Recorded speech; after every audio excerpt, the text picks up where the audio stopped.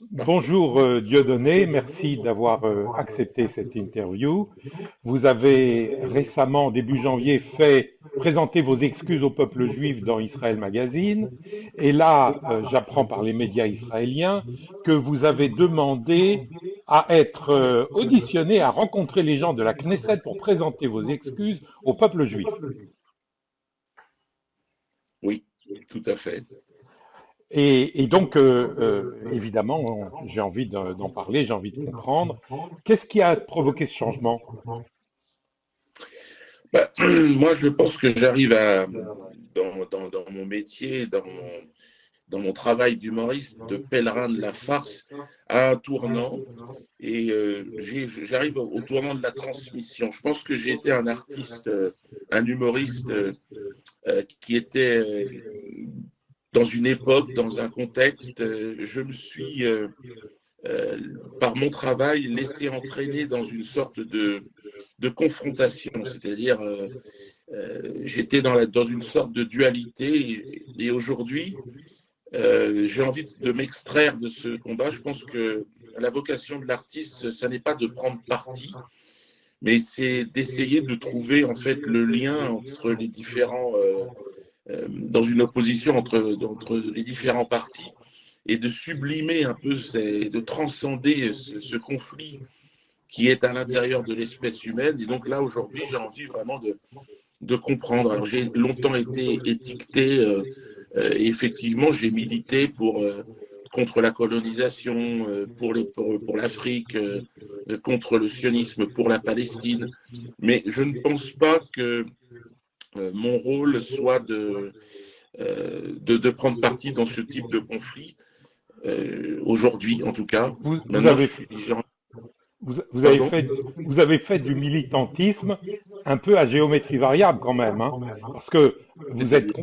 vous êtes concerné, naturellement concerné par l'esclavagisme, parce que vous êtes africain, vous êtes noir, et donc c'est quelque chose qui vous touche dans les entrailles, évidemment, comme moi l'antisémitisme, parce que je suis juif. Et pourtant, je crois pas vous avoir entendu beaucoup parler de l'esclavagisme. Aujourd'hui, le pays le plus esclavagiste au monde, c'est la Mauritanie. Vous en parlez pas. Pourquoi? Parce que c'est des Noirs, parce que c'est des musulmans. Ensuite, dans votre pays, dans votre propre pays, le Cameroun, il y a un problème d'esclavagisme important. Esclavagisme des enfants. On parle de 50 000, 49 000 enfants esclaves dans le nord du pays. Et ça, vous en parlez pas. Donc, c'est quoi ce militantisme à deux étages? Non, mais c'est vrai, moi je vous écoute et j'aurais envie de développer avec des gens honnêtes et sincères ces problématiques que vous soulevez qui sont réelles Mais et qui oui, non, sont. mais il ne s'agit pas de ça, mais attendez, quand on est concerné par un sujet, moi je suis concerné par l'antisémitisme, je suis concerné par la défense d'Israël, ce qui veut dire que je m'informe sur le sujet. J'essaye de comprendre, et quand Israël fait des conneries, fait des trucs qui me paraissent choquants, ben, en tant que journaliste, je les dénonce. Et vous, symétriquement, vous n'avez pas besoin de quelqu'un d'honnête en face de vous, vous êtes honnête vis-à-vis de vous-même.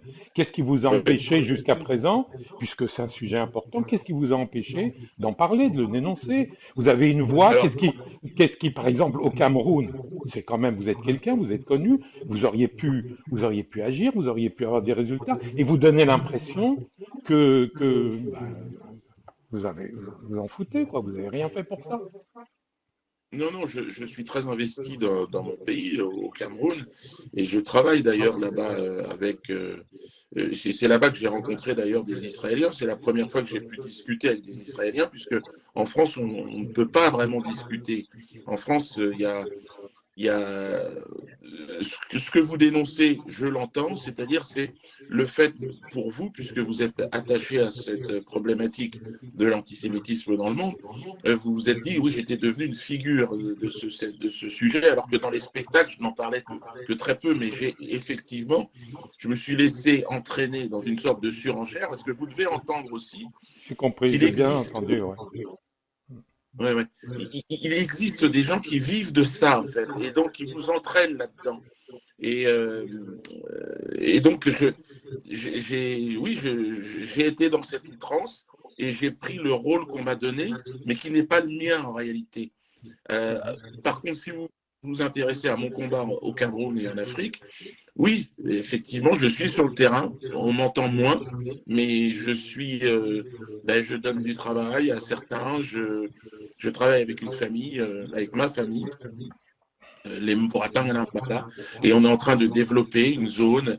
Donc, j'ai une action, et tout ce que vous dites, toutes les critiques que vous émettez sont justifiées. C'est vrai, ça ne fonctionne pas, ça ne marche pas, et il y a des choses à faire. C'est pour ça que j'ai envie de mettre mon énergie là-dedans. Et j'ai rencontré là-bas, et c'est pour ça que c'est à l'origine d'ailleurs de mon changement, des Israéliens qui sont dans cette même dynamique.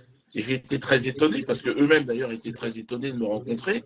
J'avais cette image, même si en Israël, je n'ai pas exactement la même image qu'en France.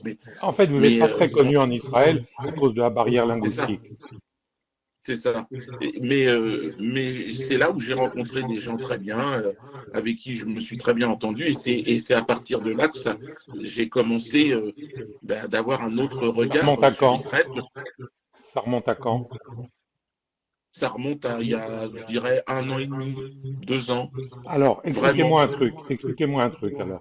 Il y a quelques mois, je crois en janvier, sur Oui, votre blog, vous avez publié un article qui reprend la propagande palestinienne sur le mont du Temple, sur la mosquée Al-Aqsa et qui attaque le ministre Ben Gvir.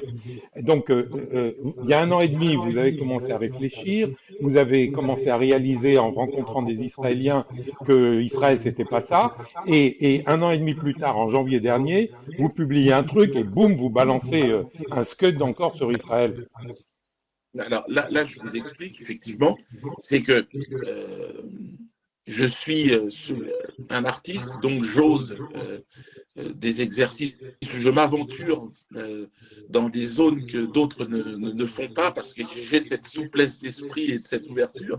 Mais autour de moi, il y a tout un tas de gens qui ils n'ont fait que reprendre ce que la presse mainstream disait. Et D'accord. à partir du moment où on m'a corrigé, j'ai retiré. Quand j'ai vu effectivement que c'était une propagande et que on était désinformés, on a retiré cet article. Alors Parce que attendez, j'ai moi, demandé à ce qu'il. je l'ai vu, moi j'ai cliqué sur un lien, on m'a envoyé un lien, j'ai dit il est encore en ligne, le lien. Mais je comprends, moi je vous entends quand vous dites que vous êtes un artiste qui prenait des risques. Mais aujourd'hui, en France en tout cas, moi aux États-Unis c'est tout l'inverse, mais en France aujourd'hui, dénoncer Israël et prendre le parti des Palestiniens, c'est pas prendre un risque, c'est être à 100% dans le consensus et dans le courant. Un artiste qui veut prendre des risques aujourd'hui, c'est celui qui dit attendez, le peuple palestinien, il a été inventé dans les années 60, on a les preuves. La mosquée Al-Aqsa et le mont du Temple, c'est autant aux Juifs qu'aux Israéliens, qu'aux Arabes, etc., qui défend la réalité, pas qui défend un seul point de vue, et le point de vue le plus courant, celui de tous les médias. Non, mais je comprends. Mais alors, là, si vous voulez rentrer sur le débat d'Israël, moi, encore une fois, c'est pour Non, ça non, qu'aujourd'hui, moi j'ai je envie veux pas d'aller. entrer dessus. Je veux pas entrer dessus. J'ai pris cet exemple parce que vous êtes entré dessus. À quel moment? C'est-à-dire que dans ce blog, mais je vous ai dit, ce n'est Oui, pas moi qui ai publié, mais c'est d'accord, simplement des gens autour de moi qui ne font que reprendre. Et, d'accord. et effectivement, comme vous l'avez dit très justement d'ailleurs, on fait partie de ce courant qui a sensible, si vous voulez, par on va dire le problème de la colonisation de certains territoires. Ouais, On a été, tous les colonisés ouais, du monde, on a été sensibles à ce combat. Maintenant, ouais, je ouais. suis moi à découvrir autre chose, un autre discours, le vôtre, que je ne connaissais pas. Je n'avais jamais eu l'occasion de parler, ne serait-ce que comme Bon. on est en train de le faire. Alors moi, je vais vous dire un truc, par exemple. Les gens qui vous entourent, je vous entends, hein, je vous écoute avec bienveillance parce que c'est mon métier de journaliste. Je suis pas là pour vous taper dessus. Je suis pas là non plus pour vous jeter des roses. Je suis là pour essayer d'avoir Oui, une oui, oui. conversation. Les gens qui sont autour de vous et qui publient des trucs en votre nom, donc que vous êtes obligé d'endosser sur votre blog, C'est pas signé, pas signé en mon nom, c'est pas Dieudonné Mbala, c'est Quenel Plus ouais, et ouais, donc là il y a enfin, tout un. bon. Mais là encore, Mais vous j'essaie. savez que ces gens-là, c'est des hypocrites. C'est pas des vrais pro-palestiniens. Je vais vous dire pourquoi, c'est facile à prouver en 2 secondes. Quand en Syrie, 34 enfants palestiniens ont été alignés sur un mur et ont été fusillés. Ces gens-là, vos amis, ils n'ont rien dit. 500 Palestiniens ont été massacrés en 5 ans en Syrie dans les camps de réfugiés en Syrie. Ils n'ont rien dit. Lorsque des Palestiniens sont abattus en pleine rue par le Hamas à Gaza, parce qu'ils sont soupçonnés d'être des agents israéliens, sans procès, sans rien, ils sont abattus en pleine rue. Il y en a qui, on leur tire dans les genoux et ils les désossent devant les autres. Ils sont pendus dans la rue. Vos amis, ils disent rien. L'idée de pro-palestinien est une fausse idée, peut-être que je vous l'apprends. C'est une fausse idée, c'est une propagande. En fait, c'est de l'antisémitisme déguisé sous couvert des Palestiniens. Ce qui ne veut pas dire que, dans certains cas, Israël n'a pas des torts. Je ne suis pas en train de défendre Israël, je suis en train de dire que ce pro-palestinisme, s'il était honnête, il prendrait la défense des Palestiniens partout. C'est pas vrai, c'est pas le cas. Ça, c'est juste une information. Mais je voudrais revenir à vous, parce que je voudrais pas aller dans la politique. On me dit que c'est Francis Lalanne, d'autres me disent que ce sont vos enfants qui vous ont suggéré de faire cette recherche d'apaisement, de présenter vos excuses, etc. Quelle est la part de réalité là-dedans? Alors, Francis Lalanne a eu un rôle très important. Alors, je lui expliquais à Francis que depuis des années, je tendais la main de la paix. Je pressentais que l'artiste, encore une fois, n'avait pas pour vocation de prendre parti, mais plutôt d'essayer de travailler. Alors, j'avais fait tout un tas de projets. J'avais travaillé avec, je voulais travailler avec un artiste iranien et un artiste israélien pour ensemble faire un spectacle d'humour. Voilà, c'était le projet. Mais bon, j'étais encore une fois étiqueté comme un épouvantail, comme un représentant. Enfin, c'est mérité, hein. Vous avez tout fait pour le mériter, pas l'inventer. Sûrement. Mais peut-être que vous pouvez admettre aussi que certains m'ont fabriqué aussi et que ça arrangeait bien certaines personnes qui finalement. C'est pas impossible. C'est pas impossible. J'en sais rien. J'ai pas étudié le sujet, mais si vous me donnez des infos, j'irai creuser. Oui. Bon, écoutez, en tout cas, je pense que vous devez entendre aussi qu'il existe une instrumentalisation de l'antisémitisme et qui sert les intérêts de certaines associations qui vivent très grassement d'ailleurs là-dessus. Aujourd'hui, d'ailleurs, il y a des personnes de la communauté juive qui m'ont tendu la main et qui se sont fait traiter d'antisémites. Oui, c'est ce qu'on m'a dit. Mais ça, l'insulte, vous savez, on m'a traité de nazi juif. Donc, tout est dit, tout a été dit, tout sera encore dit, les raccourcis, les calomnies, les insinuations et les insultes gratuites et à tout va. À nouveau, c'est très courant aujourd'hui parce qu'il y a Internet et qu'il y a les réseaux sociaux. Ça ne s'arrêtera pas et ça a toujours existé dans l'histoire. Simplement, c'était moins diffusé. Mais qu'est-ce que je voulais vous demander d'autre? C'est pas la première fois qu'on vous a suggéré de présenter vos excuses, je suppose. Elie Moon, avec qui vous faisiez un duo, et lui aussi vous a suggéré de le faire. Pourquoi vous lui avez dit non à lui? Ah non, je ne lui ai pas dit non, j'ai toujours dit oui. Elie, c'est très bien. Elie avait peur, lui, de s'attirer les foudres d'une partie de certaines personnes dont je vous parle, qui instrumentalisent l'antisémitisme et qui en font un fonds de commerce. Est-ce que moi, je n'en ai pas fait un fonds de commerce par effet miroir et par surenchère? Et c'est ça, je m'en suis excusé parce que j'ai compris que j'avais blessé les gens. Et à partir du moment où, sincèrement, j'ai compris que j'ai blessé des gens à partir du moment où j'ai pu parler, à partir du moment où j'ai pu communiquer. Et j'avais en face de moi des gens qui hurlaient à l'antisémitisme. Je ne comprenais pas moi, je faisais des blagues. Alors après, j'ai compris qu'à travers mes blagues... Quand vous dites les chambres à gaz, ça n'existe pas, j'ai pas écouté le sketch, donc je ne peux pas savoir le contexte de la blague, évidemment. Mais les propos eux-mêmes, attendez, excusez-moi, mais enfin, vous savez, vous n'êtes pas idiot, vous êtes un mec intelligent, je le vois, je l'entends avec vous, et vous imaginez bien que ça ne va pas faire plaisir à tout le monde. Vous avez vu les réactions, donc vous avez fait du mal et vous avez continué.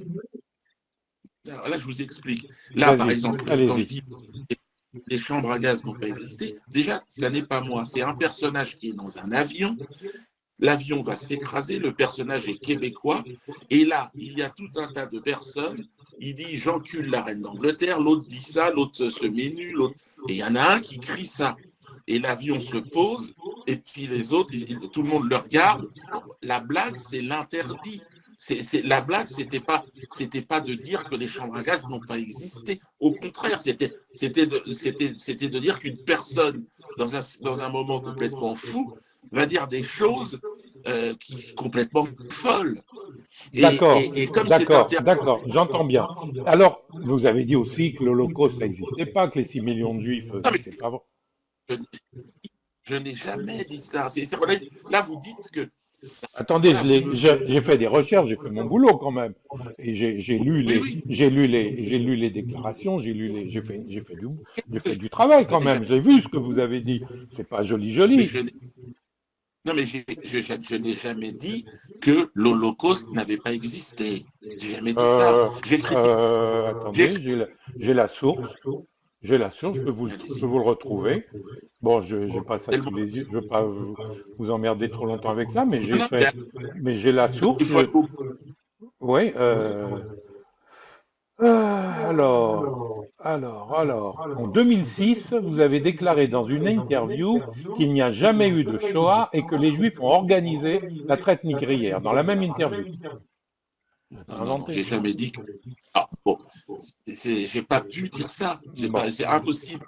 ok. Qui a dit que Alors, j'avais dit ça? Non, mais alors, c'est il faut très que je fasse d'autres important. recherches il faut que je fasse d'autres recherches Mais, pour vous trouver la source, mais c'est pas compliqué, c'est pas difficile. non, mais est-ce que ça n'est pas la traduction de ce que j'ai dit? Parce que moi, dire qu'il y a des Juifs qui ont participé à la traite négrière transatlantique, c'est une réalité. Il y en a eu. Il y a eu aussi des chrétiens, il y a eu des protestants, il y a eu des musulmans dans la traite négrière arabo-musulmane, mais il y Je en vous a l'ai eu. pas entendu dire ça. Je vous l'ai pas entendu dire. Ben, on me l'aurait demandé. Mais attendez, on vous a demandé de dire s'il y avait des Juifs dans la traite négrière? On vous l'a pas Mais, plus demandé que les Arabes, les musulmans ou les Noirs. non, mais à un moment donné, sur les Vous avez ciblé sur les mais Juifs. que vous avez entendu la question qui m'a été posée. Je réponds à une Non, question non, qui m'a été honnêtement, non. posée. Non, honnêtement, non, j'ai pas entendu le contact. Oui, c'est Mais ça. essayez pas, mais d'accord, non, je comprends ce que vous me dites, mais essayez pas de me faire prendre des vessies pour des lanternes non plus. Je veux dire, Non, on mais n'est non, pas là pour perdre du temps à se nier des bien choses et des réalités. sûr. Alors, j'aurais posé une autre question. Qu'est-ce qu'ils vous ont fait les Juifs pour que vous leur tapiez dessus comme ça pendant des années et des années? Moi, je me suis amusé à un moment donné Ok. avec la hiérarchisation des souffrances. C'est-à-dire que j'ai grandi dans un pays, la France, Hmm. où on nous apprend à l'école, on passe en classe de troisième, des semaines et des semaines sur la dernière guerre mondiale et sur la Shoah et sur Mhm. l'Holocauste. Bon. Ok. Comment qu'on ne parle pas des souffrances des autres citoyens? Pourquoi ce deux poids, deux mesures? Pourquoi cette hiérarchisation? Pourquoi cette compétition victimaire? Je l'ai simplement dénoncé. Je comprends. Je peux vous donner mon point de vue là, sur la question. C'est que en Non, fait, moi j'ai simplement exprimé un sentiment qui était un sentiment répandu, qui est, mais comment ça se fait que moi je suis antillais, je suis français depuis 400 ans et on ne parle pas de mon histoire à moi? Mhm. Comment se fait-il qu'on ne parle pas de ma souffrance? C'est pas souffrir que d'être traité comme un meuble, qu'un bien meuble. C'est pas souffrir que d'être violé vous parlez toutes les de, semaines. quand vous dites d'un bien meuble, vous parlez du racisme que les Noirs subissent en France, c'est ça?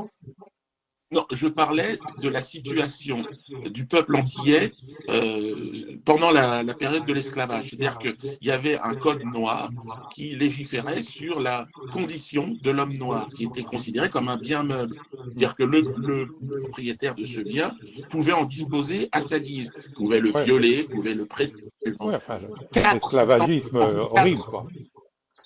400 ans, ça marque plusieurs générations. Comment se fait-il qu'il n'y ait pas une ligne dans les manuels scolaires? Et quand tout d'un coup, on demande aux petits Antillais d'apprendre la souffrance d'une Anne Frank ou de je ne sais qui, je dis simplement, comment se fait-il qu'on organise tout d'un coup euh, sans le vouloir peut-être, mais une hiérarchisation. C'est-à-dire qu'il y a une souffrance qui s'impose. Et ce que Aimé Césaire disait, les Blancs se sont rendus compte à un moment donné de ce qu'ils faisaient aux autres. Voilà, Et ça, voilà comment. ça a déclenché votre envie de vous venger sur les Juifs et de leur taper dessus et de Pas, leur faire du mal pendant des décennies. si je leur ai fait du mal et devant vous, je vous demande pardon. Attendez, Ça ça n'a veut dire pas quoi si été. genre, vous avez vu les réactions quand même? Est-ce qu'il est possible que ça aurait pu ne pas faire du mal? Alors, si on avait compris le sens du travail, c'est-à-dire si on avait compris que j'essayais de dénoncer euh, une hiérarchisation de la souffrance, une Ah, compétition, vous avez j'avais pas envie. fait, vous avez pas été super fort pour l'expliquer ça. Mais On peut pas deviner, on peut pas lire dans vos pensées. moi, j'avais envie de dire aux Juifs, bienvenue au club. Bienvenue au club. Être un homme noir sur cette planète, j'ai aucune leçon de morale et de souffrance à recevoir de quiconque. Voilà ce que ça voulait dire. Alors moi je vais vous dire un truc. Moi je vais vous dire un truc parce que mon expérience elle est aux États-Unis et aux États-Unis il y a du racisme envers les Noirs plus que chez vous en France. En revanche, Oui. il y a beaucoup moins d'antisémitisme que chez vous en France. Et les Américains les citoyens américains, je ne parle pas de la politique, sont massivement soutiens d'Israël. Genre, je crois qu'il y a 88% des Américains qui sont hostiles aux Palestiniens et qui considèrent que les Palestiniens sont les agresseurs et les fouteurs de merde et des terroristes qui tuent des civils innocents israéliens. Bon, mais aux États-Unis, les gens honnêtes, dont j'ai l'honneur de faire partie, humblement, nous sommes conscients que le racisme que les Noirs subissent, on peut le comprendre avec notre tête, mais on ne peut pas le comprendre avec notre cœur, parce que ça peut être un regard, ça peut être un froissement d'épaule en croisant quelqu'un. C'est un racisme quand on se fait arrêter par la police. C'est un racisme qui est ressenti par les Noirs et que nous, les Blancs, nous ne pouvons pas comprendre. On fait l'effort parce que on a de l'empathie, parce qu'on veut comprendre et parce qu'on est humaniste et parce qu'on veut pas le mal autour de nous. Mais vous n'avez rien fait dans ce sens-là. Vous avez tapé comme un malade sur les Juifs pendant je ne sais pas combien de temps, 20 ans, 30 ans, et vous leur avez fait du mal, et vous avez vu que ça a fait du mal, et puis vous n'êtes pas arrêté, hein, c'est à fond les ballons. Ben, c'est comme ça que vous l'avez ressenti. Ah, je ne suis pas le seul. Hein. Et vous ne l'avez pas ressenti comme ça? Moi, ben, je n'ai pas ressenti, si vous voulez, cette obsession que vous me décrivez dans le travail. Sans Non, blague. je l'ai pas. Vous n'avez jamais ressenti que vous faisiez du mal, que vous faisiez souffrir les Juifs? J'ai ressenti cela quand j'ai pu commencer à parler avec des Juifs, mais Mais pas autrement, avant. je servais, mais non, je servais d'épouvantail. Et donc, Oh la vache. j'ai été insulté. Oh la vache. J'étais insulté. J'étais aussi insulté. C'est-à-dire, j'étais. Bah, évidemment. Oui, il y a 4 Juifs qui m'ont agressé sur le sol martiniquais en plus, Ouais. qui ont fini en prison. Ouais. Donc, il y avait de l'agressivité, il y avait de la violence. Hmm. Et comment vous réagissez à la violence? Il faut énormément il faut pouvoir avoir une main tendue tout d'un coup pour tout d'un coup recréer du lien. Et c'est ce qui s'est passé au Cameroun avec un Israélien avec qui j'ai parlé. J'ai compris. Alors, Et j'ai vu. vous regrettez ce que vous J'ai vu. avez dit, j'ai compris, mais est-ce que Oui. vous le croyez? Est-ce que vous croyez les choses que vous avez dites? Parce que vous pourriez les regretter de les avoir dites, tout en continuant à les croire. Non, c'est ce à quoi je ne crois pas, enfin, je ne crois pas et je regrette ce qu'on a, comme tout à l'heure, ce que vous m'avez dit, j'ai dit que l'Holocauste n'avait pas existé. Je n'ai jamais pensé ça une seconde. Et jamais. Que les chambres à gaz n'ont pas existé, vous ne le croyez pas non plus. Vous l'avez dit, mais vous ne le croyez pas. Pareil. D'accord. Pareil. Ok. Non, Et quand vous invitiez Forisson sur scène, et celui-là, c'est vraiment une ordure, parce que lui, il sait qu'il ment. Vous avez eu des discussions avec lui? Oui. Je sais que je vais vous choquer. C'est un homme que j'ai trouvé extraordinairement intéressant parce que c'est un homme Attendez, féru. venant de vous, rien ne me choque. Bon, et c'est un homme qui m'a appris, par exemple, eh bien, que Gorée n'était pas le seul port négrier, que c'était même anecdotique par rapport à ce qui s'était passé au Togo, au Ghana, au Cameroun. Et là, j'ai découvert qu'au Cameroun, il y avait eu un port négrier. Et j'ai visité ensuite. Mais c'est grâce à lui que j'ai fait tout Ok. ça. Donc, Est-ce qu'il vous a avoué entre quatre yeux qu'en fait, il niait l'Holocauste parce qu'il est antisémite et qu'il a haine des Juifs, mais qu'en réalité, il sait que c'est vrai? vous savez que j'ai eu l'occasion de rencontrer Robert et un descendant de déportés dont les parents étaient morts. Et je vous dis qu'ils parlaient entre eux. Je les ai vus parler entre eux. Ah, Et simplement, ils parlaient. C'est pour ça que bon, il est mort aujourd'hui. On ne va pas parler à sa place. Mais, ouais, enfin mais, bon, mais quand vous dites moi, ça me fait ni chaud ni froid hein, de parler à sa place. Parler pour parler des oui, gens. oui, parce que vous avez une certaine haine envers lui. Non, j'ai pas de haine, moi. C'est un truc que c'est mon défaut et mon problème. J'ai pas de haine en moi. Je j'ai jamais Oui. ressenti depuis que je suis môme. Ben, depuis que vous me parliez, la seule fois où j'ai ressenti au moins du mépris, c'est envers Forisson. Vous avez Alors, dit, c'est attendez. Alors, le mépris, c'est une chose, la haine, c'est une autre chose. En fait, écoutez, je veux pas faire ma psychanalyse. Vous n'êtes pas psychanalyste et moi encore moins. Mais il se non. trouve que la haine, c'est pas un truc qui m'habite du tout. Je suis journaliste et je dénonce des choses. Je les dénonce des fois avec force, avec violence, avec tous les mots les plus violents. Mais ça, vous connaissez mieux que moi puisque c'est votre fonds de commerce que je peux trouver, mais j'ai pas de haine. J'ai pas de haine. Donc, Non, je pourrais rencontrer ce mec, et avoir une conversation avec lui. Ça veut pas dire que je vais pas lui voler dans les plumes, mais j'ai pas de haine. Bon, bref. vous Euh, voyez, non, mais c'est intéressant parce que en France, personne n'aurait osé lui parler. Et alors que, oui, mais parce que la effectivement, je France est un pense que pays spécial. La France est un pays où il n'y a oui, pas énormément de liberté d'expression. Il y a un peu de liberté d'expression, mais pas énormément. Par exemple, un juif comme moi, si je vivais en France, je ne peux pas dire à quelqu'un, vous êtes antisémite. J'ai pas le droit. Il peut m'emmener au tribunal et c'est le juge qui va décider si le mec il est antisémite ou pas. Moi, juif, j'ai pas le droit de dire à un mec vous êtes antisémite. Vous, aux États-Unis, vous n'auriez jamais été poursuivi en justice pour toutes les saloperies que vous avez dit sur les juifs. Par contre, vos salles, elles auraient été presque vides. Les gens, ah, ils seraient ça veut pas. dire que la, Ça veut dire que ça ça veut dire serait que pas. Ça veut dire que la c'est France, elle est un pas. pays antisémite. La France, non, pas un pays antisémite, mais il y a beaucoup d'antisémitisme en France. Absolument, absolument. Vous savez, mais moi, je suis un fils d'enfant caché. Ma mère, à l'âge de 6 ans, elle a pris le train toute seule pour se sauver, pour pas être pris par les chleux. Donc, c'est pas drôle quand mes parents sont revenus de, de, de, de, comment dire, de zone libre. J'entendais, j'étais môme, j'entendais autour de la table, parce que vous et moi, on est des vieux maintenant. J'entendais autour de la table des choses horribles, horribles.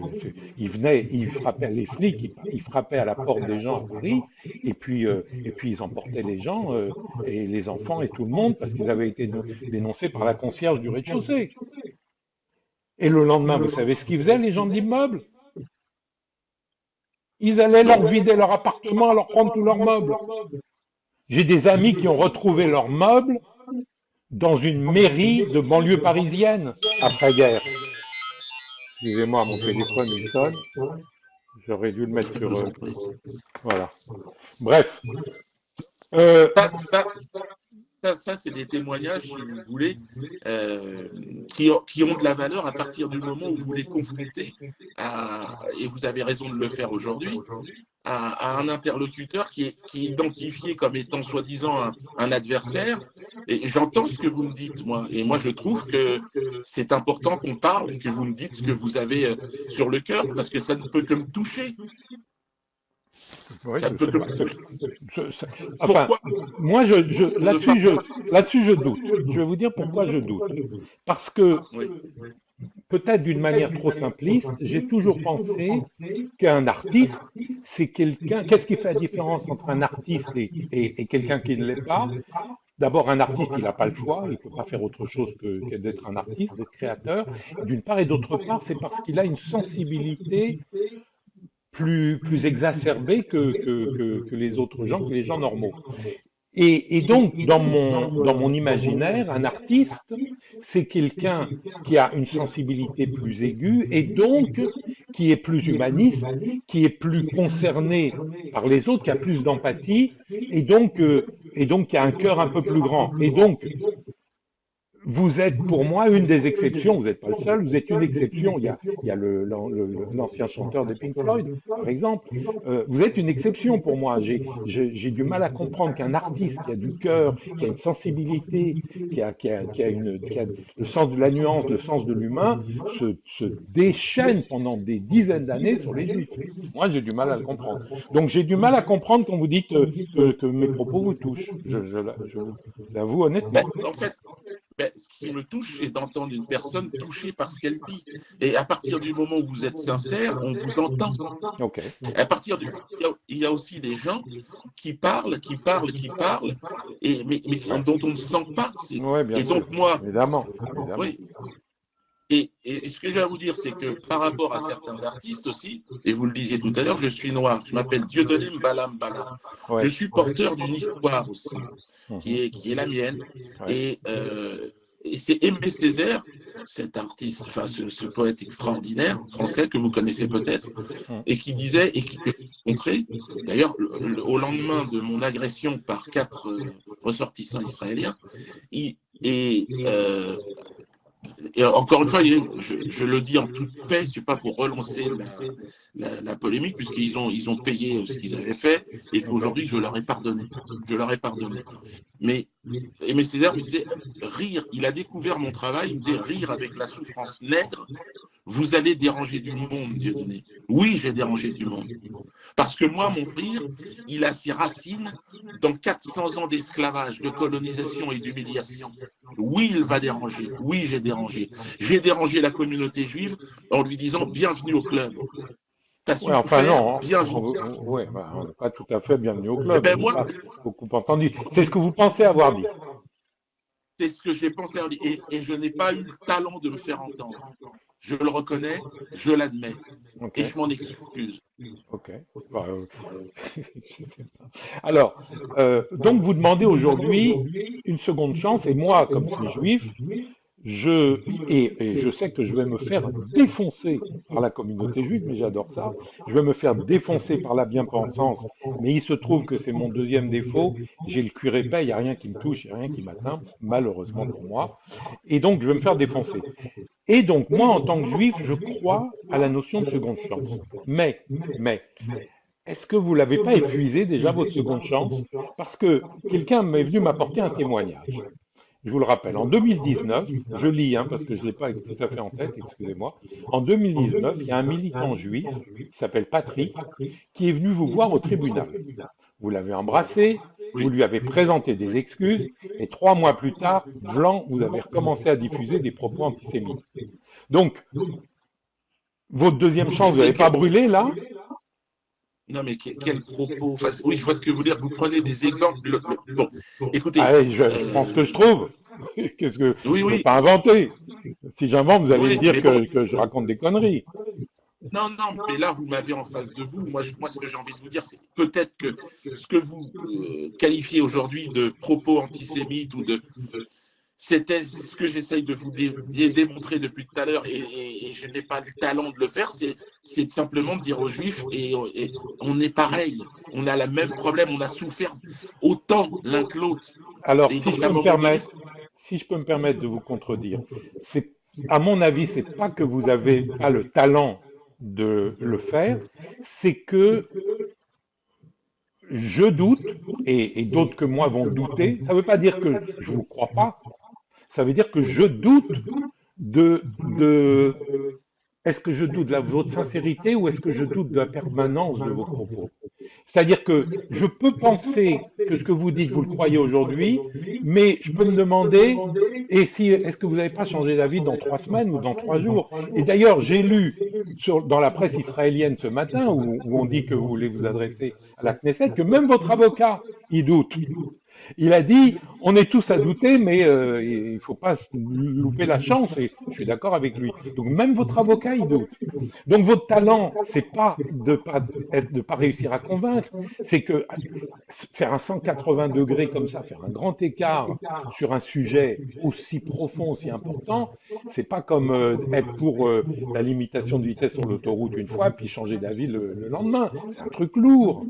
Et, et la question, évidemment, c'est est-ce que, à la faveur d'événements qu'on ne connaît pas aujourd'hui, par exemple un rejet massif de la communauté juive de vos excuses, en Israël ou ailleurs, est-ce que vous n'allez pas refaire volte-face et repartir? Non, enfin, encore une fois, C'est possible ou impossible? mais bon, enfin, pour moi, c'est une démarche sincère. Il y a l'âge qui est là, l'évolution d'une personne. J'évolue. Ok, ok. Je suis passé dans la période de la transmission. Je ne veux pas rester sur cette image que je me suis construite, je vous l'accorde, Ouais, mais qu'on m'a aussi construit aussi. C'était un échange.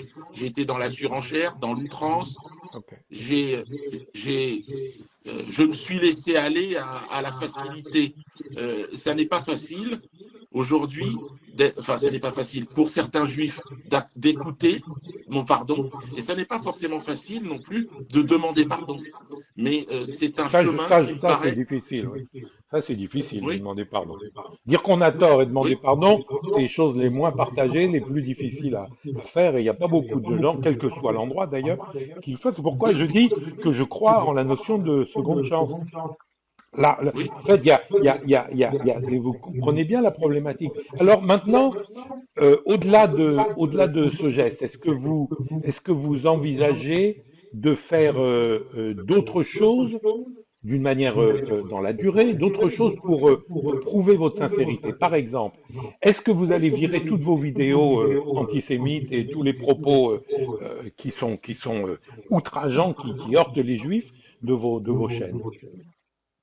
Si, il faudrait pointer les vidéos et les propos, et comme je l'ai fait jusqu'à présent, je retirerai ce qui dérange et ce qui blesse, bien sûr. D'accord. Il y a une chaîne, c'est pas moi qui l'ai trouvé, hein, c'est des Je militants juifs qui précise, me l'ont indiqué. Pardon? par rapport à ça, il faudrait que j'ai un interlocuteur, et si Pas de vous me problème. demandez, vous, hein, si vous me Ouais, demandez, vous, retirez ça, retirez parce que, eh ben, je le ferai. merci. Est-ce que vous allez supprimer le pseudo, comment il s'appelle, le pseudo Pétain sur votre chaîne YouTube avec la photo de Pétain? Ça, c'est un truc à faire rapidement. Ah, ça, c'est en partie moi. Donc ça vous dérange, Ah bah, et vous, attendez, Pétain, c'est pas un ami, hein? d'accord. Bah, écoute, ben, en fait, Pétain, si vous voulez, c'est aussi l'homme de la défaite. Parce que Pétain, vous savez, moi, ce que je trouvais, j'ai toujours trouvé le personnage, c'est très facile de taper sur celui qui est à terre. Et alors après, il y a eu le Pétain qui a dit aux Français, c'est le cœur déchiré, que je vous annonce que c'est fini, qu'on a perdu la guerre. Et puis après, il y a le Pétain de la collaboration avec les années nazis. Mais il y a aussi dans Pétain aussi la défaite de la France. Et je trouve que c'est trop facile de taper sur celui qui perd. Moi, je Ok. trouve qu'il y a de l'honneur.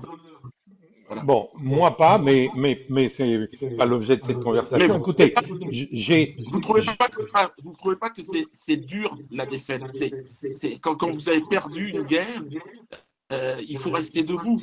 Mais par contre, effectivement, tout ce qui non, va être non, soit non, je pense que l'erreur, c'est d'humilier l'ennemi qui a perdu. Mais ni vous ni moi ne sommes dans ce contexte parce que nous n'avons pas été en guerre contre les nazis, nous n'avons pas été, on n'avait pas l'âge, donc on n'est pas directement concerné par le sujet. J'ai interviewé, comment il s'appelle, Éric Zemmour, on m'a critiqué pour ça, je lui ai posé la question, je l'ai critiqué sur la place qu'il donnait à Pétain dans le contexte. Et en fait, ce que vous dites, c'est un sujet de débat entre historiens, c'est un sujet de débat intellectuel, mais c'est dans le contexte de l'antisémitisme qu'il faut le placer. C'est-à-dire dans le contexte où Dieudonné a été condamné pour antisémitisme et il en a giclé des bazookas et des scuds pendant des années. C'est dans ce contexte-là que je vous suggère de larguer l'histoire, vous voyez. Alors je le ferai. Merci, ça me fait plaisir. Ça me fait plaisir. Qu'est-ce qu'on peut ajouter d'autre à tout ça? Ben, on peut ajouter que j'ai découvert, moi, quelque chose qui me touche aussi particulièrement et qui explique en grande partie ma démarche. Alors, il y a eu cette main tendue, cette amitié avec un Israélien au Cameroun, cette amitié naissante, forte, parce qu'il m'a fait découvrir quelque chose que j'ignorais complètement. C'est-à-dire que j'étais dans la critique et sans connaître ben, la vie des gens là-bas. Les familles, les gens, les enfants, j'ai pu côtoyer des enfants israéliens. Ben, ça change, vous changez d'avis, mais au-delà de tout ça, j'ai découvert que le pardon était au cœur de nos cultures, de nos religions, qu'est-ce que ce soit d'ailleurs la religion juive, chrétienne, musulmane, bouddhiste, tous. Le pardon est quelque chose qui revient inlassablement.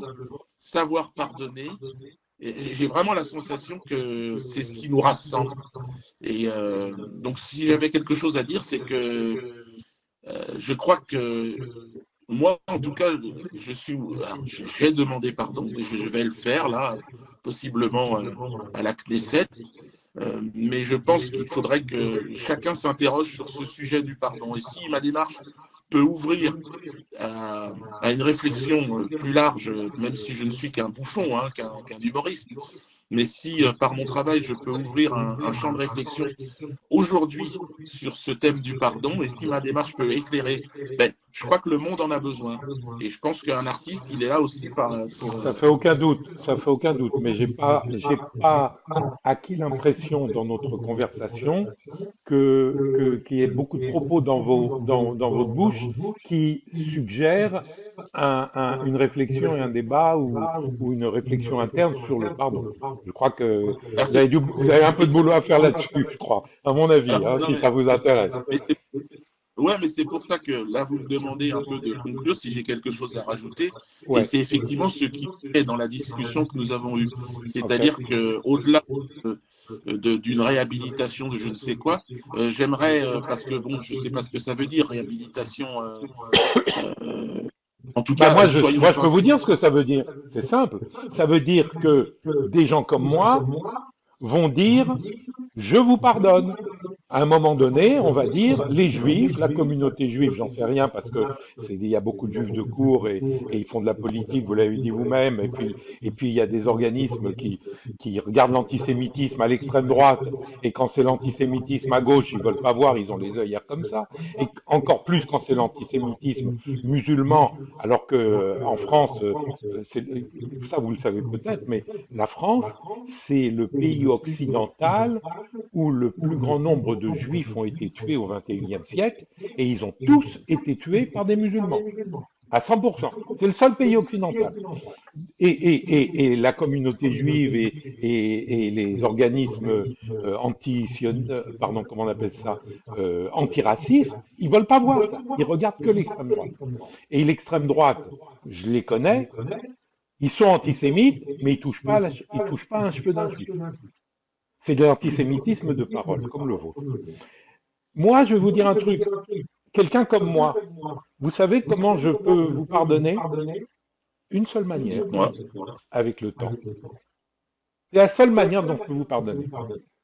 Et à mon avis, Je m'engage, hein, mais c'est la seule manière, si vous avez envie de le faire, hein, si vous êtes sincère, c'est la seule manière dont vous pouvez être pardonné, c'est avec le temps. C'est-à-dire que là, par exemple, vous avez un spectacle en septembre avec Francis Lalanne. Bon, je ne veux pas vous demander le thème du spectacle, mais est-ce qu'il y aura des égratignures sur les Juifs ou sur Non, Israël? Bon, non. c'est avec le temps que ça peut se faire. Avec le temps, on peut avoir la preuve que vos excuses sont sincères. Qu'est-ce que vous pensez de ce que je vous dis là? Est-ce que je suis Bah, oui, cohérent? oui, ah oui, parce que c'est avec le temps que la confiance naît, et c'est avec le temps qu'on apprend à se connaître. Ben voilà, ben voilà, Donc, ben voilà, c'est comme mais l'amitié, hein. Qu'est-ce qui fait un oui, ami? oui, Qu'est-ce qui fait un ami? L'amitié, c'est quoi? Rien d'autre que le temps. c'est ça. Et donc, Donc il faut prendre son temps. Et on a et- notre temps, mais ouais, enfin, on n'est pas tout jeune, hein. Vous avez vu, voilà. vous avez la couleur de votre barbe et la mienne? Attendez, On n'a plus trop de temps. C'est pour ça qu'il est exactement. temps de faire la paix. Et puis on est surtout dans le temps de la transmission, je pense. Moi, Alors je comment, vois les alors gens. justement avec vos enfants, comment ça se passe? Comment ils voient les choses? Comment ils sont pro-palestiniens? Moi, je les imagine pro-palestiniens et pas du tout du côté d'Israël. Je ne peux pas l'imaginer. Racontez-moi. Ben, oui, oui, oui, ils sont bien évidemment ben oui, comme leur père a été aussi la cible de certaines associations, donc ils se sont, mais en fait ils sont ouverts, ils m'ont tout de suite soutenu dans ma dynamique de demande de pardon et d'apaisement. Ok? Donc ils sont, ils m'accompagneront par exemple si je fais Oui. un démarche en Israël et tout ça, ils sont prêts à venir à mes côtés, quoi. Et moi, Donc, non, je vous organiserai des rencontres avec des gens de valeur qui vous apprendront des choses que les organisations juives de gauche vous diront jamais. c'est ça. Mais j'ai découvert ça, le poids des organisations juives de gauche, tout ça m'était complètement C'est vrai? inconnu. C'était, C'est vrai? oui, je n'avais pas idée que Est-ce que ça vous soit. savez, par exemple, que le CRIF, qui est l'organisation Oui, phare hein, chez vous en France, est-ce que vous savez que le CRIF, il est critiqué par la quasi-totalité des Juifs de France? Les Juifs je ne français? savais pas. Vous ne saviez Je pas ne ça? savais pas. Ils sont considérés comme des Juifs de cour. Ils sont critiqués à tout va. À tout va. Il n'y a pas un, J'ai- il n'y a pas un jour sur lequel, sans qu'ils en prennent plein la gueule. et c'est certainement, vous allez vous les prendre sur la gueule, ne serait-ce que de m'avoir donné la parole. Ah bah C'est attendez, certainement ce serait ma merveille, ce serait ma récompense de notre interview. Ça. Pour moi, ça vaut les trois quarts d'heure qu'on a passé ensemble. S'ils me font l'honneur, avec eux, avec en tête l'avocat Patrick Klugman, de me tomber sur la gueule, je serais un homme heureux, doublement heureux. mais J'adore ça, ça. mais mais vous savez que je pense qu'il y a beaucoup de Français qui n'imaginaient pas ce que vous êtes en train de me dire. Il y en a beaucoup qui sont en train de découvrir que, en fait, Ouais. ça n'est pas le monde juif n'est pas un truc monolithique, parce que beaucoup, malheureusement, pensent ça. Et on est en train de démontrer le contraire, parce qu'il y a beaucoup de gens qui pensent que ces associations, le CRIF, sont les représentants de la communauté juive et d'Israël. Ouais, mon cul. Je vais vous donner quelques exemples. Par exemple, les initiales CRIF, CRIF. Vous voyez l'initiale J dedans, juif? Non, c'est vrai. Ils n'ont même pas osé. Comité ou je sais pas quoi, représentatif, je sais C'est plus pas. ce que ça veut dire, des Ouais. institutions, il n'y a pas le mot juif dedans, dans leur titre. Un. Deux, cette institution, elle elle représente non pas des juifs, mais elle représente des associations, exclusivement des associations. Combien il y a de juifs qui sont inscrits dans les associations? Une poignée, pas grand-chose. Trois, les associations juives de droite, ils n'en veulent pas.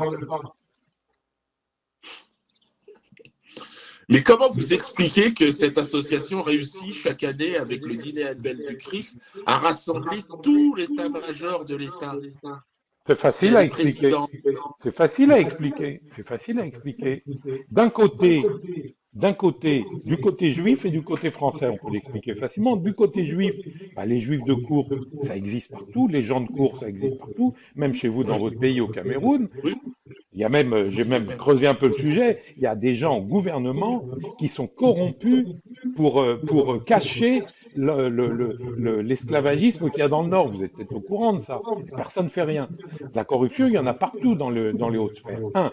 Donc du côté juif, il y a les juifs de cour qui sont prêts pour les petits gâteaux, pour être dans les petits papiers du gouvernement, que ce soit Macron ou celui d'avant, ils sont prêts à plein de compromis, constamment pour se faire bien voir. Et puis, il y a cette vieille notion juive assimilée qui s'est retrouvée en Allemagne avant la guerre, des juifs bourgeois qui, en s'éloignant des juifs militants, c'est-à-dire aujourd'hui des sionistes, c'est-à-dire d'Israël, de la défense d'Israël, eh bien, ils espèrent maintenir leur acceptation parmi les non-juifs, parmi la bourgeoisie non-juive. C'est-à-dire que s'ils prennent parti, ils ont peur, il y en a beaucoup comme ça, même aux États-Unis chez nous, il y en a beaucoup qui ont peur de se retrouver amalgamés avec les sionistes, et ils savent que les Français bourgeois avec qui ils sont amis, ils n'aiment pas trop ça, ils ont peur d'être amalgamés et d'être rejetés. Et donc, ils font ça pour maintenir leur statut de bourgeois, leur statut d'élite. Ça, c'est côté juif. Côté français, il y a le besoin de s'afficher comme un pays humaniste, comme le pays des droits de l'homme. Vous savez que un certain nombre d'agressions antisémites sont classées par la police par instruction donnée aux différents commissariats parce qu'on ne veut pas s'afficher comme un pays antisémite. C'est pas ça, c'est mal vu de dire que la France est le pays où il y a eu le plus d'assassinats de juifs au XXIe siècle. Vous le lisez pas dans le Figaro, et pas dans Le Monde, et pas dans Libération, et pas le soir sur France Inter. hmm. Mais en fait, le malaise, le CRIF en fait trop parce qu'effectivement, ils Ils en font communiquent. trop et pas Enfin, assez. Ils en font trop et pas ouais, assez. ouais, ouais. Ils Bah, font venir, ils font venir des gens qui sont, ils font venir des gens qui sont anti-israéliens, anti-sionistes, et puis quand il faut prendre la défense d'Israël, ils disent ah non, nous on est neutre, on est une association française. Ils en font trop, ils en font pas assez, ils n'ont pas de place ouais, réelle. ouais. C'est ça, ils n'ont pas de place réelle. Et je le découvre aujourd'hui, et c'est pour ça que ce serait à ce titre intéressant que d'être reçu en Israël, voir la réaction qu'il pourrait avoir. Bah, en Israël, c'est pas la même dynamique. Je ne sais pas s'ils vont vous recevoir ou pas, j'en sais rien, mais c'est pas du tout la même dynamique parce qu'il n'y a pas les J'ai mêmes, vu, il y a pas les mêmes- il y a pas, Ils vous ont répondu c'est en beaucoup, Israël? pas encore, mais pas encore, pardon. Mais les Israéliens que je vois au Cameroun, ça n'a rien à voir. C'est complètement différent. J'ai découvert en fait, ils sont même pas au courant en fait de ce qui se passe. Enfin, ils sont pas Non. concernés par la. Bah, d'abord, ils sont très peu concernés par la France, parce que c'est devenu un petit pays sur le plan géopolitique. Ils sont concernés par les États-Unis. Quand il y a un mec qui dit un truc antisémite aux États-Unis, toute la presse israélienne en parle. Quand vous racontez des saloperies sur les Juifs, il y a peut-être un truc ou deux, mais ça dure pas, quoi. Ça dure pas. Ouais, c'est la Désolé, communauté hein. francophone. J'espère que je vous ai pas choqué, là, que je vous ai pas déçu en disant ça. Tant mieux parce que voilà, c'est tout, c'est au moins un travail que j'aurais pas à faire c'est-à-dire que je vais arriver un petit peu plus neuf et puis expliquer que je peux travailler peut-être avec des hommes de bonne volonté d'Israël à quelque chose qui est de l'ordre de la réconciliation avec parce que de toute façon, on est condamné à vivre ensemble sur cette terre et cette planète et qu'il serait temps que moi, je mette mon art à ce service. Eh ben, j'aimerais bien vous voir œuvrer pour, les différents malaises, les différents vices qu'il y a dans votre pays au Cameroun. Notamment, pour moi, qui me rend fou, c'est l'esclavagisme. Il n'y a pas que ça, hein. Les homosexuels, ils en prennent plein la gueule là-bas.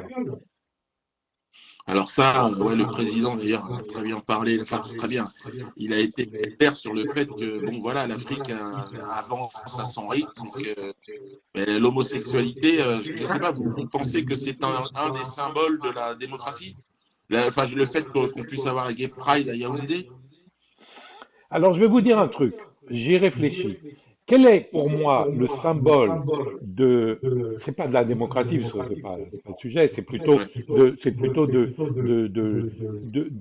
la bonté d'un pays, de son humanisme et de sa tolérance. Eh bien, le symbole de la tolérance envers les minorités dans un pays, c'est envers les juifs.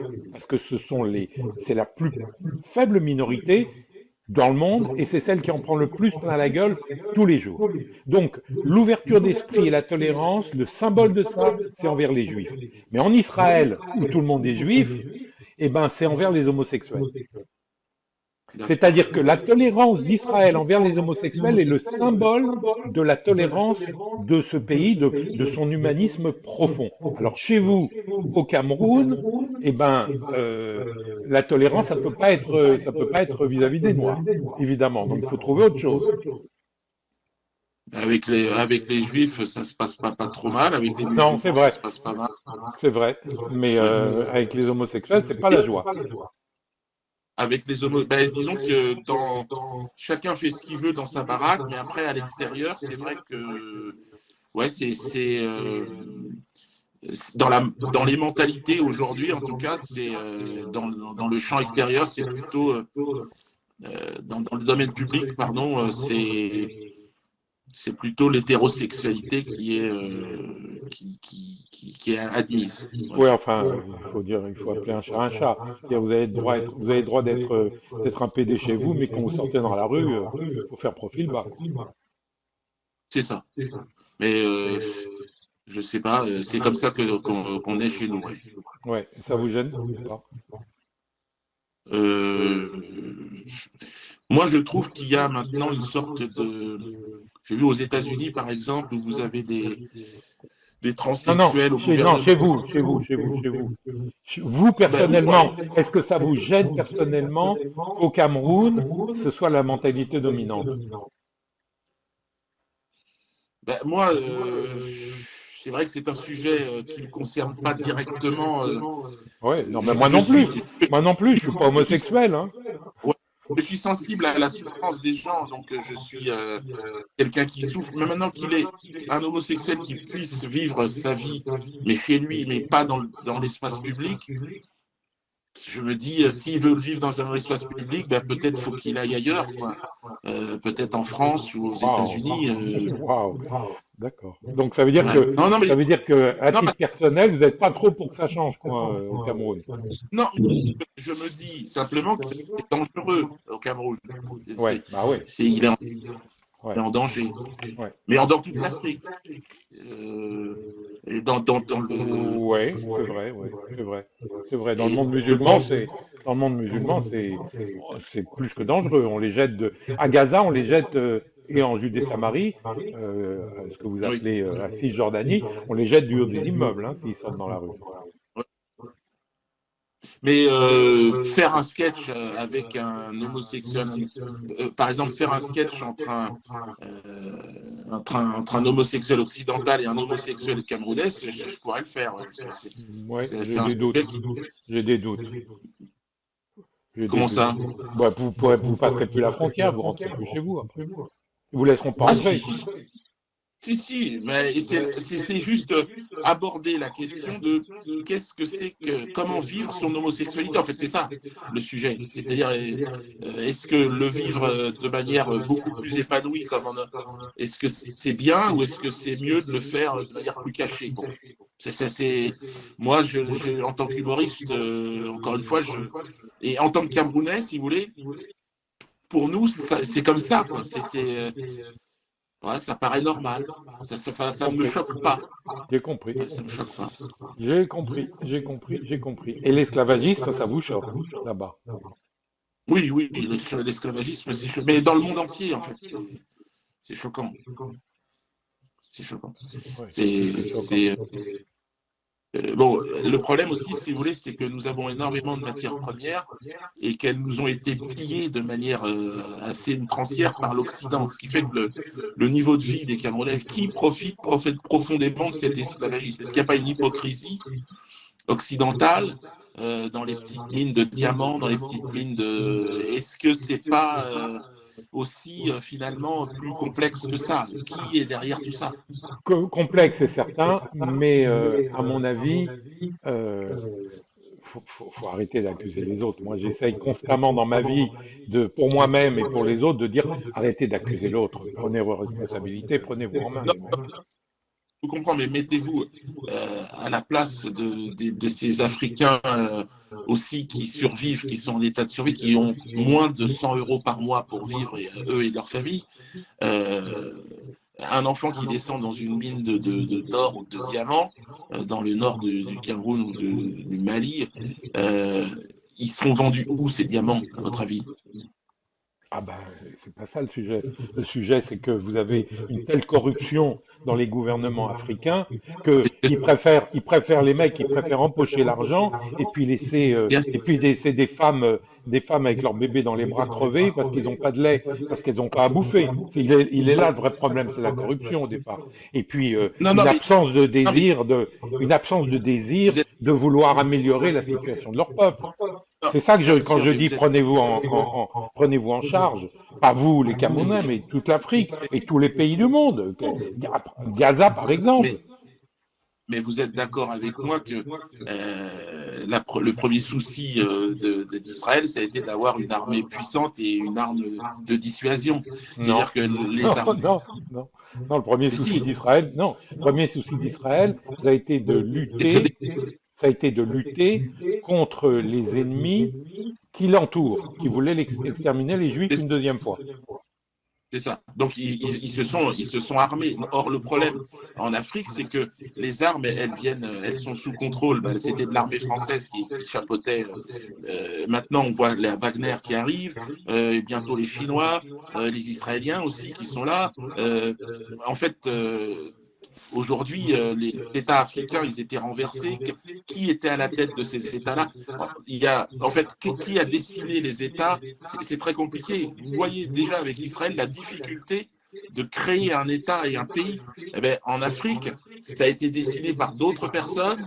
Je vois rien que pour mon ethnie à moi, qui est l'ethnie des Bétis, qui s'étend du Cameroun en Centrafrique jusqu'au Congo. C'est-à-dire que c'est des peuples qui ont été découpés. Donc l'Afrique se remet d'un traumatisme post-colonial là Je vous et entends essaye de... parfaitement là-dessus. Je vous entends Ouais, parfaitement, et mais ce que je dis, c'est qu'il serait temps il serait temps qu'ils se réveillent, quoi. Je comprends qu'ils se remettent d'un traumatisme colonial, mais vous comparez avec Israël. Israël, les Juifs, ils se sont remis d'un d'un petit traumatisme de 6 millions aussi. Il faut se remuer, c'est ça que je veux dire. Et si on passe son temps à accuser les autres, on n'avance pas comme on pourrait avancer. ouais, ouais. Non, mais c'est clair, la Corée, par exemple, s'est remis aussi de manière spectaculaire. C'est devenu. Et nous avons un problème. Nous avons un problème à régler. Ce problème-là, il est très, très difficile il y a beaucoup de Camerounais qui travaillent à ça, mais c'est compliqué. Donc, je vais essayer à mon niveau, à moi, avec ma petite compétence, mon humble compétence dans mon domaine, d'essayer de participer à ce développement. Mais c'est vrai que le chantier est immense. Bon, bah écoutez, je serais ravi de vous voir intégrer ça dans vos prochaines vidéos et dans vos prochains sketchs d'humour, Ouais. parce que si vous voulez agir et changer de voix, il y a de quoi faire, hein. Il y a plus à dire Il y a du là-dessus que boulot. sur, il y a plus à dire là-dessus puis puis c'est de la réalité. C'est pas des mensonges comme sur Israël. Bah écoutez, des mensonges, il y en a sur tout le monde. C'est vrai que la vérité, dans le monde, là, on en a parlé, et je pense parfois, il y a eu des moments de vérité, j'imagine. Bon, moi, j'en ai ressenti certains. je pense qu'il faut travailler ensemble, effectivement, essayer de construire, et puis en acceptant l'autre, en acceptant les différences, en acceptant aussi les histoires. Vous avez une histoire qui est la vôtre, moi j'ai la mienne, Évidemment, et, évidemment. et puis on essaie, on n'est pas parfait, on essaye d'avancer en se disant, bon, en tout cas, en tant qu'artiste, je suis plus à l'aise qu'en tant que... je vois bien que les politiques ont échoué, les militaires, ils sont dans une impasse, les journalistes, bah, vous vous interrogez, il se dit tout et son inverse. Qu'est-ce que la fake news aujourd'hui? Il y a plus, ça n'existe plus le journalisme, il n'y en a plus. Ça a C'est ça, disparu. c'était... Ça a Ouais. disparu, le journalisme. Je vous retire toute illusion, ça n'existe plus. Il n'y a plus de journalistes. Aujourd'hui, les journalistes, avant le journaliste, son boulot, c'était de rapporter les informations. Aujourd'hui, le journaliste, qu'il considère, et même les plus sincères d'entre eux, ils considèrent que leur boulot, c'est d'éduquer le public, c'est d'informer le public contre le danger de l'extrême droite, le danger fasciste, le danger populiste. C'est leur mission. Et s'ils rapportent les faits tels qu'ils sont, ils considèrent qu'ils font mal leur boulot et qu'ils loupent leur mission. Ça, c'est le journalisme aujourd'hui. C'est pas celui que j'aime faire. Moi, j'aime faire du journalisme à l'ancienne, rapporter les faits, et je ne crois pas avoir dit un seul truc qui puisse être suspecté de ne pas être exact dans tout ce que je vous ai raconté dans notre conversation. Pas un seul truc. Je vous ai parlé honnêtement et que ça se voit. En tout cas, ceux qui regarderont la vidéo le verront. Et, encore une fois, avec le temps, je suis prêt à accepter vos excuses parce que ben, le temps est le seul témoin de votre honnêteté. Tout à fait, je suis d'accord. Ben, laissons au temps son œuvre et puis donnons-nous rendez-vous quand vous le souhaiterez. Merci de m'avoir donné tout ce temps. Vous devez être assez occupé. Qu'est-ce que vous faites toute la journée en ce moment? J'écris beaucoup et puis je suis en tournée un peu partout en France. Alors ça va de petites salles, de bus, j'ai un bus et puis je pars jusqu'au Zénith parce que je prépare le Zénith là le 14 septembre prochain à Paris avec Francis Lalanne. Donc Vous avez supprimé, là, dans vos tournées en ce moment, vous avez supprimé les trucs contre les Juifs? Ah, ben, y a rien. Vous savez, au moment où il a fallu censuré, c'était en 2014 à l'époque de Valls, parce qu'ils avaient dit que c'était un spectacle qui avait j'avais retiré mais moins de 1% du spectacle, et puis on n'avait plus aucune allusion à elle ou à la communauté juive. Mais on va dire que ces petits éléments, ces petits extraits, ces petits passages, ils ne parlaient que de ça, quoi. On ne faisait que ça. Bah, Comme c'est normal. C'est normal. Comme normal. Mais quand vous avez ouvert l'autoroute, et que vous avez ouvert la voie, les gens y rentrent dedans. Qu'est-ce que vous Attendez, faites pas l'innocent. C'est normal. Même si c'est 1%, même si c'est 1%, c'est naturel. Vous êtes pareil. Tout le monde est comme ça. C'est normal, c'est naturel. Bon, bah écoutez, en tout cas, je pense que vous avez bien résumé en disant qu'il faut forcément les laisser un peu de temps, et puis je suis confiant, le temps va s'inscrire, je crois, dans cette dynamique-là qu'on a bien résumé dans cet entretien. Merci beaucoup, en tout cas. Au revoir. À bientôt.